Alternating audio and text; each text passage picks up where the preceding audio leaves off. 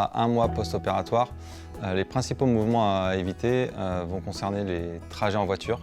Il faut éviter évidemment d'être un peu trop statique. Le corps a vraiment besoin de mouvement, notamment après une opération du dos. Dès la première semaine, il va falloir se remettre à marcher, toujours en respectant cette règle de la non-douleur. Mais évidemment, plus on va bouger, mieux c'est pour le corps. Pour la reprise du travail et des activités plutôt sédentaires, on va se situer aux alentours des 4 semaines post-opératoires.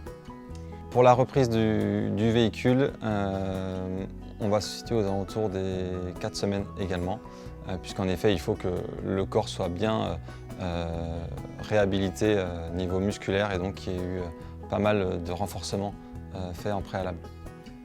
Dans le cadre d'une rééducation à 1 mois post-chirurgie du rachis, on va essentiellement cibler le renforcement musculaire. L'idée, c'est vraiment de remettre en charge le corps, que ce soit le rachis, mais également les abdominaux et les membres inférieurs et supérieurs. Donc on va être vraiment sur un renforcement musculaire global du corps. L'idée, c'est vraiment de mettre un maximum de mouvements au quotidien.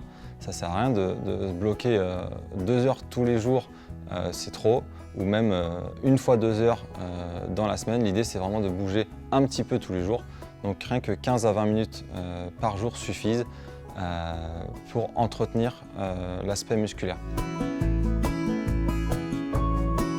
On peut par exemple faire des choses simples comme des squats, des fentes, du gainage statique ou dynamique, des mouvements également du haut du corps, de la mobilité. Un des piliers vraiment de la rééducation sur les opérés du rachis, notamment lombaire, c'est la capacité à sentir vraiment la contraction de son transverse, donc qui est un des abdominaux profonds. En effet, avoir une sangle abdominale bien active et bien verrouillée va permettre de solidifier vraiment la colonne.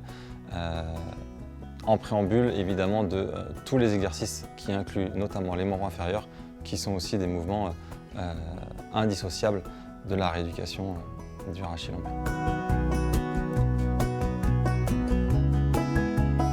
On est du coup à 1 mois post-op, donc c'est encore frais, le corps a encore besoin de temps pour cicatriser et il met du temps pour cicatriser. C'est quand même une grosse opération, donc le suivi est vraiment sur du long terme.